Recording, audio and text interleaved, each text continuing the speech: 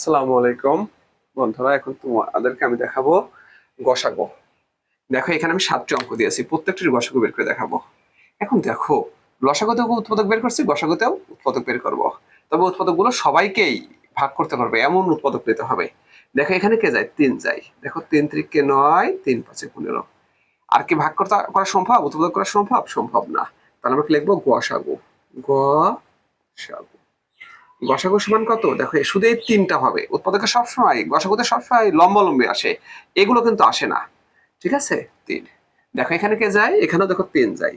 3 7 21, 3 10 30। তাহলে অতএব গসাগু সমান কত হবে? গসাগু সমান 3। দেখো, এখানে কে যাচ্ছে? প্রথমে 2 নেই, আমি দেখি 16 18। আবার কে যায়? দেখো 2 যায় উৎপাদক। তাই না? কত হবে? 8 9। তাহলে অতএব গসাগু গসাগু সমান কত হবে? 2 গুণন 2 সমান 4। অর্থাৎ লম্বালম্বি এই উৎপাদকগুলো গুণ হবে, এইগুলো কিন্তু গুণ হবে না। দেখো, এখানে কি 13 আর 14 কোন উৎপাদক আছে? নেই। তাহলে আমরা কি লিখবো? একবারে গসাগু। গসাগু সমান 1। অর্থাৎ আমরা লসাগুতে শিখেছিলাম, যদি কোনো সাধারণ উৎপাদক না থাকে তাহলে গুণ করে দিতে হয়। আর গসাগুতে শিখলাম কি, যদি কোনো উৎপাদক না থাকে তাহলে তার গসাগু 1 হয়। দেখো, এখানে কত যায়? 2 2 গেলে কত হয়? 6 2 12, 9 2 18, 12 2 24। এখানে আমাদের আবার 3 যায়, 3 3 3 9, 3 4 12।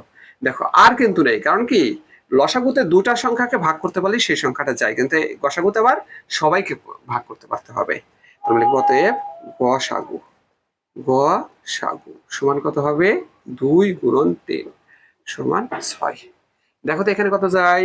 2 যায়, দেখলে কত হবে? 6 12 18। আমরা উৎপাদক হিসেবে আবারও 2 বার নিলাম। 3 3 এর পরে কত হবে? 6 9। এখন দেখো, সর্বশেষ 3 কিন্তু আবার উৎপাদক হয়, কারণ 3 সবাইকেই ভাগ করতে পারে। 3 একে 3, 3 2 6, 3 3 9। অতএব গসাগু গসাগু সমান কত হবে? 2 গুণ 2 গুণ 3। কত হয়? 2 গুণ 4, 3 4 12। দেখো, এখানে উৎপাদক কত? 13 কিন্তু সবাইকে ভাগ করতে পারে। দেখো, 13 দুগুণা 26, 3 13 39, 4 13 52। আর কিন্তু যাচ্ছে না। তাহলে কি লিখবো আমরা? অতএব গসাগু সমান কত? 13। ঠিক আছে ফ্রেন্ডস, তোমাদেরকে অসংখ্য ধন্যবাদ এই ক্লাসে অংশগ্রহণ করার জন্য।